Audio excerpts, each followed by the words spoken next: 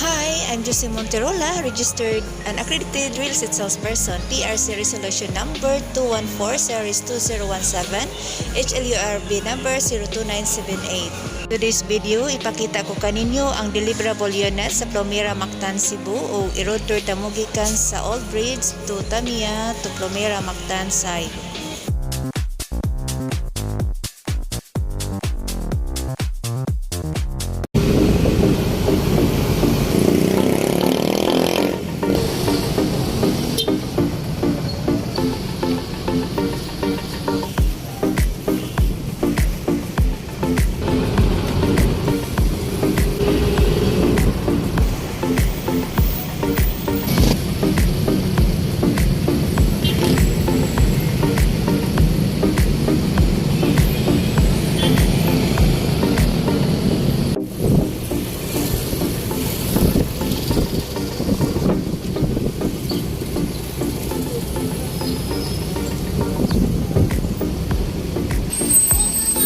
Morning ang Pueblo Verde, naadiri ang MIPS2 terminal, nani diri mga supermarket, sama sa Robinson Supermarket, SM Supermarket, naasay mga dago nga major banks, sama sa BDO, RCBC, BPI, o naasa ni siya diri Jollibee, Mang Inasal, o uban pa.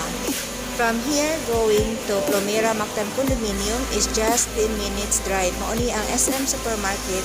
Mauni siya ang MIPS2. Gate sa MIPS2.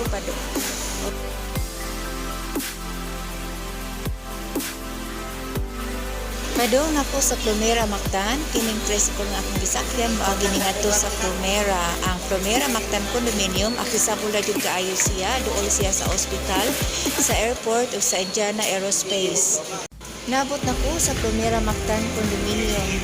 Ang Plumera Mactan Condominium is located at Basacaguloy, Lapulapu City. So ang Plumera is naani siya mga 20 ka buildings. Naani siya studio unit o 1 bedroom unit.